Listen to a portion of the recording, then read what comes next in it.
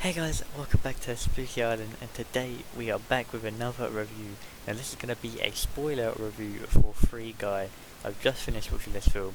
There's a non-spoiler review up on the channel now if you want to go watch it, but this will have everything to do with the film. This will have spoilers, this will not have spoilers, this will have going over everything in the film. So if you don't want spoilers, click off of this spoiler review and go to the non-spoiler review. So I'll count down 3, 2, 1. Good. Now everyone should be gone.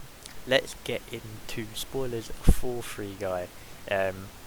Just want to say, if you haven't seen the non-spoiler review, then you might want to know a little bit of what I think about this film. I think this film is absolutely phenomenal. This film really is so well made, so well done. It's so funny.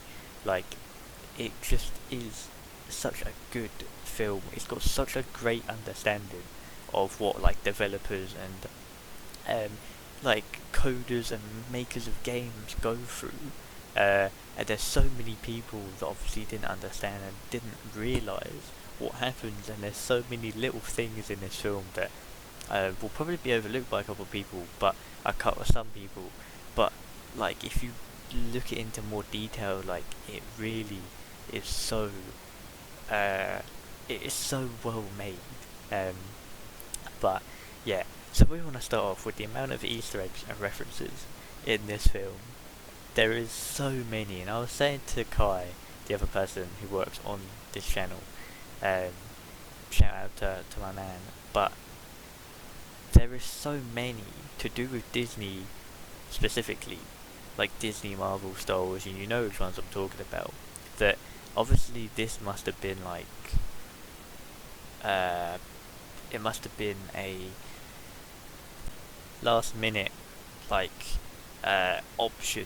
I guess they had to put so many in, as like when Fox was buying it, or it might have been changed during like the pandemic when they had the time to think on the film, and this is how you do it. Like that fight scene he had with Dude at the end was just insane. The fact that he was like, I never expected him to pull out Cap's shield, and then Chris Evans watching it in a cafe, and he's like, what the like, that is so good. He brings out Hulk's fist as well.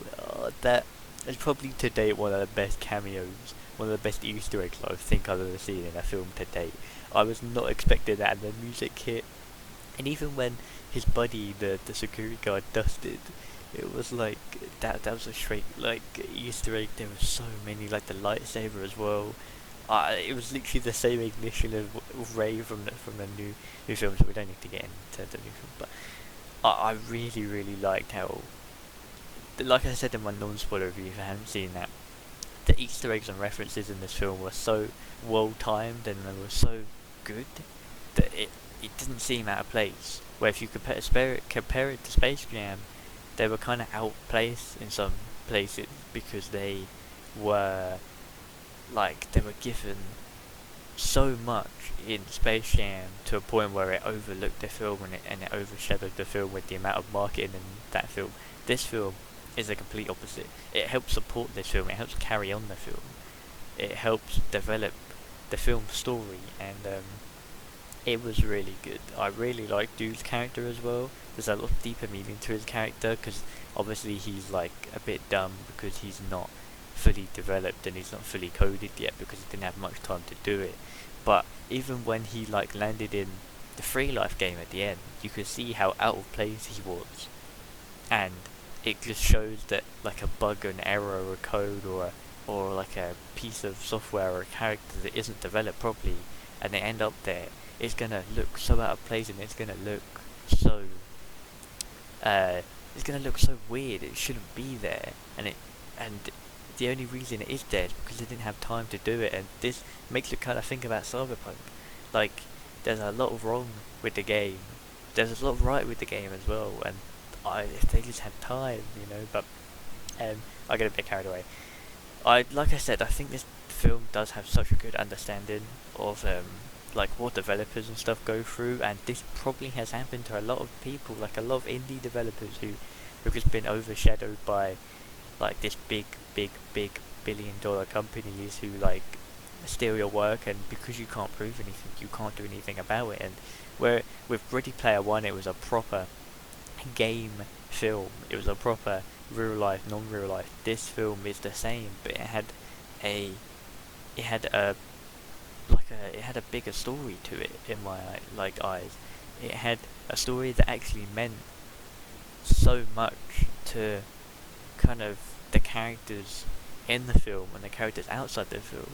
You know, um, Joe Keery and Jodie Comer's both like their characters in the film and outside the film were so good.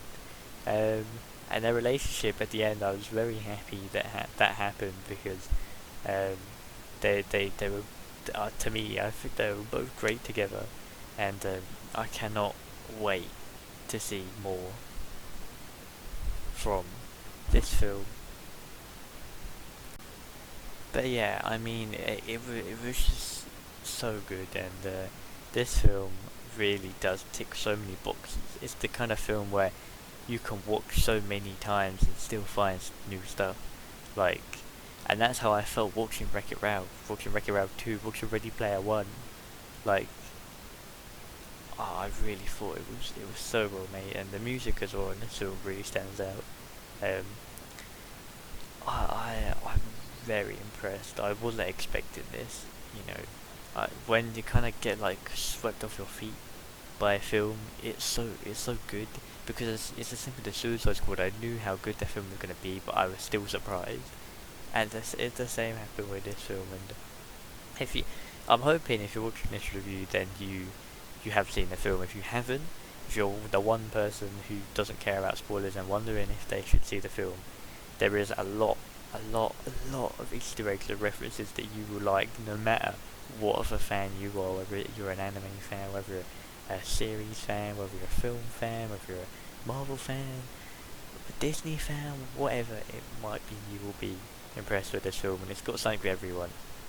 Um, Obviously it has your Fortnite dances and your marketing strategies and that, but like I said, it works so well for this film. It really, it's like it's meant to be.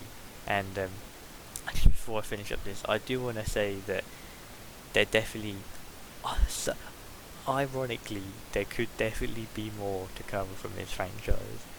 Uh, if you've seen the film, you know what I mean by ironically, but there definitely could be more. I mean, I'd love to see a second film, just like Wreck-It Ralph. There was a second film to that because of how well it done, and I think the way this film is going in the right direction to get a second film. I cannot wait to see what else this series has, and I cannot wait. I'm excited. But I hope you guys enjoyed this review, and I will see you guys in the next one. Take care and peace.